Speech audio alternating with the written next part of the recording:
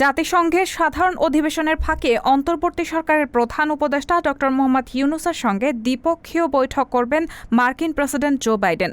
এজন্য একদিন আগেই যুক্তরাষ্ট্রে যাচ্ছেন ড ইউনূস।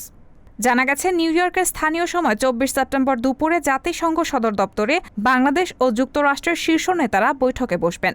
গত বৃহস্পতিবার বিকেলে ওয়াশিংটনের পক্ষ থেকে জাতিসংঘ সাধারণ পরিষদের অধিবেশনের ফাঁকে ইউনূস বাইডেনের বৈঠকের বিষয়টি চূড়ান্ত করা হয়। এর পরিপ্রেক্ষিতে ২৪ সেপ্টেম্বরের পরিবর্তে ড ইউনূস ২৩ সেপ্টেম্বর নিউ ইয়র্কের উদ্দেশ্যে রওনা হচ্ছেন। উল্লেখ্য, গত ৩ দশকে বাংলাদেশের কোনো রাষ্ট্র বা সরকার প্রধানের সঙ্গে এমন বৈঠক কখনো হয়নি। পররাষ্ট্র উপদেষ্টা তৌহিদ হোসেন জানিয়েছেন, জাতিসংঘের সাধারণ অধিবেশনে প্রধান উপদেষ্টার সঙ্গে নেদারল্যান্ডসের প্রধানমন্ত্রী, পাকিস্তানের প্রধানমন্ত্রী, নেপালের প্রধানমন্ত্রী, ইউরোপীয় কমিশনের প্রেসিডেন্ট, যুক্তরাষ্ট্রের পররাষ্ট্রমন্ত্রী, জাতিসংঘ মহাসচিব, জাতিসংঘের মানবাধিকার সম্পর্কিত হাই কমিশনার, বিশ্বব্যাংক গ্রুপের প্রেসিডেন্ট, ইউএসএআইডি প্রশাসকের দেখা হওয়াটা কনফার্ম হয়েছে।